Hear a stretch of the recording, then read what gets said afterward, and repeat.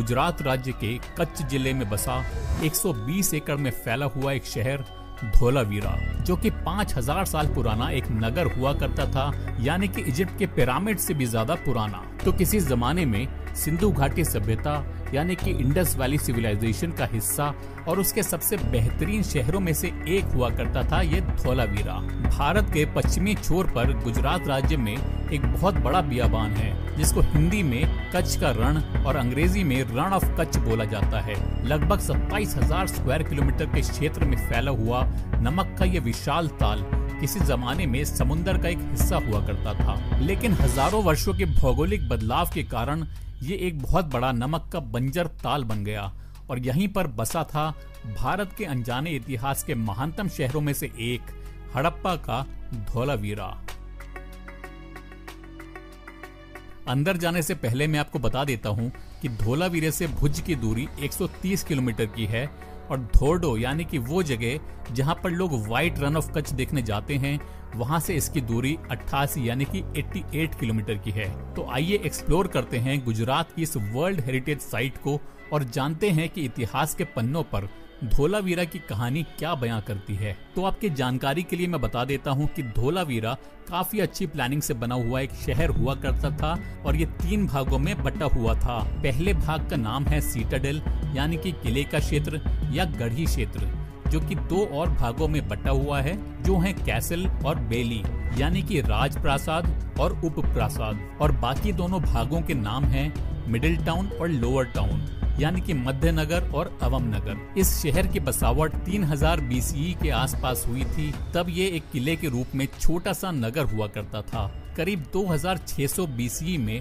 ये शहर पूरी तरह से बस चुका था। यहाँ पर 17 गेट्स भी पाए गए थे, जिनमें उत्तरी और पूर्वी गेट्स सबसे विस्तृत रूप में दिखाई देते हैं और इन गेट्स को बनाने के लिए यहीं के लोकल मटेरियल यानी कि चूना पत्थर का इस्तेमाल किया गया है। यहाँ पर उस समय मनहर और मनसर नाम की 2 नदियाँ हुआ करती थी और उन दोनों नदियों के पानी के बहाव को यहाँ बने रिजर्वोयर्स यानी कि जलाशय तक मोड़ा जाता था। जिन लोगों को नहीं पता, मैं बता देता हूँ कि रिजर्वोयर या जलाशय किसी भी उस जगह को कहा जाता है जहाँ पर अच्छी खासी मात्रा में पानी को स्टोर किया जाता है, जिससे कि जरूरत के समय में उस पानी को यूज किया जा सके। तो इन 2 नदियों के बहाव को मोड़ने के लिए यहाँ बने चेक डैम्स को इस्तेमाल में लाया जाता था। और यही नहीं बल्कि इन चेक डैम्स का जो सरप्लस यानी कि अधिशेष पानी होता था, उसको दक्षिणी रिजर्वोयर तक ले जाने के लिए यहाँ एक नहर भी बनाई गई थी। धोलावीरा में नदी नालों पर इन डैम्स का पाया जाना इसको वाकई एक यूनिक एंशिएंट सिविलाइजेशन बनाता है। ये वाला जो रिजर्वोयर यानी जलाशय आप देख रहे हैं, ये इस किले के पूर्व में स्थित है, इसीलिए इसका नाम रखा गया है ईस्ट रिजर्वोयर। ये यहाँ का सबसे बड़ा, सुंदर और शानदार जलाशय माना जाता है। तो ये रिजर्वोयर शेप में रेक्टेंगुलर है और इसकी गहराई लगभग 7.5 मीटर की है। इस जलाशय में 3 कोनों पर नीचे उतरने के लिए 30 सीढ़ियां भी बनाई गई हैं और इसके अंदर ही चट्टानों को काट कर एक कुएं का भी निर्माण किया गया है। इस कुएं में कुछ सीढ़ियां दी गई हैं और पत्थरों से ही इसका घेराव भी किया गया है। इस जलाशय को साउथ एशिया का सबसे पुराना जलाशय भी माना जा सकता है। यहाँ पर कुछ मूर्तियां भी पाई गई थी, जिनमें एक यूनिकॉर्न की मूर्ति समेत और भी कई सारी मूर्तियां थी, जो कि यहाँ होने वाले रिचुअल्स का प्रमाण देती हैं और इस जलाशय के महत्व को दर्शाती हैं। तो ये बोर्ड लगा हुआ है यहाँ पे साउदर्न रिजर्वोयर का, यानी कि दक्षिणी जलाशय ये है। आगे मैं चल के दिखाता हूँ आपको कहाँ पे है ये।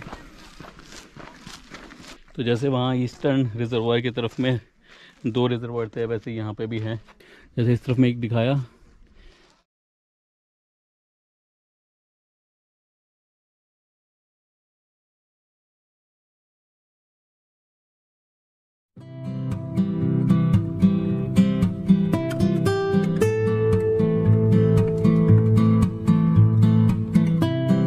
ইতিহাস বইয়ের পাতায় হরপ্পা সভ্যতার অধ্যায় পড়তে গিয়ে আমরা এই সভ্যতার নগর পরিকল্পনা দেখে মুগ্ধ হই। 3700 খ্রিস্টপূর্বাব্দে এই হরপ্পা সভ্যতারই একটি গুরুত্বপূর্ণ বন্দর নগর ছিল লোথাল, যে বন্দরের সাহায্যে সুমের, মিশর ও মেসোপটেমিয়ার সাথে ব্যবসা বাণিজ্য করত এই সভ্যতার মানুষ। প্রাচীন এই বন্দর নগরীকে নিয়ে আমার আজকের এই ভিডিওটি।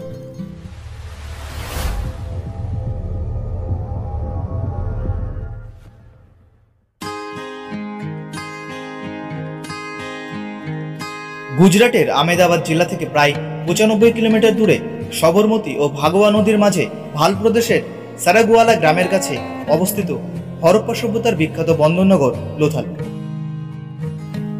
ছাত্রজীবনে ইতিহাসের পাতায় হরপ্পা সভ্যতার শহরের প্ল্যানিং দেখে আমরা সকলেই মুগ্ধ হয়েছিলাম। সেই 3700 খ্রিস্টপূর্বাব্দের হরপ্পা সভ্যতারই একটি গুরুত্বপূর্ণ অংশ ছিল এই লোথাল। গুজরাটি ভাষায় লোথাল শব্দের অর্থ মৃতের স্তূপ।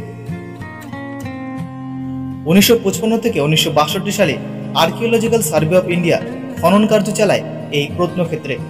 তাদের মতে লোথাল ছিল বিশ্বের অন্যতম প্রাচীন পোতাশ্রয়, যার মাধ্যমে প্রাচীন সবরমতী নদী হয়ে আরব সাগরের উপকূলবর্তী ধোলাভিরার সাথে যোগাযোগ ছিল।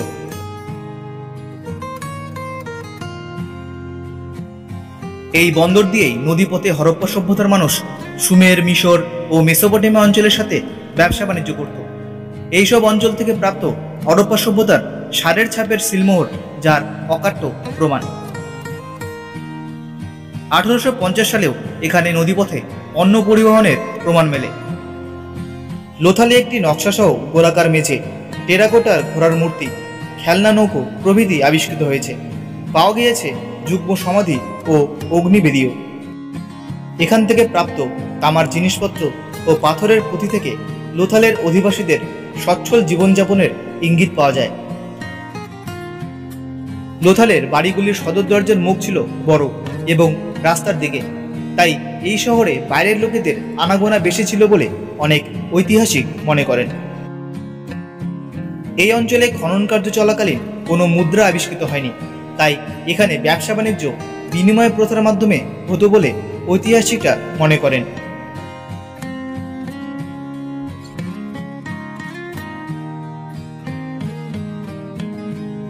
লোথালকে পোতাশ্রয় বা বন্দর বলা হলেও অনেক প্রত্নতাত্ত্বিকগণ এ বিষয়ে সহমত পোষণ করেননি।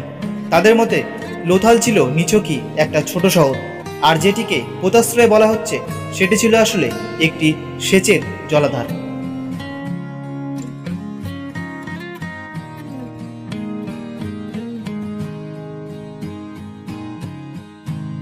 অতীত স্মৃতি বুকে নিয়ে ঠায় দাঁড়িয়ে থাকা এই প্রত্নক্ষেত্রটি এখনো প্রাচীন সভ্যতার অস্তিত্ব বহন করে নিয়ে চলেছে।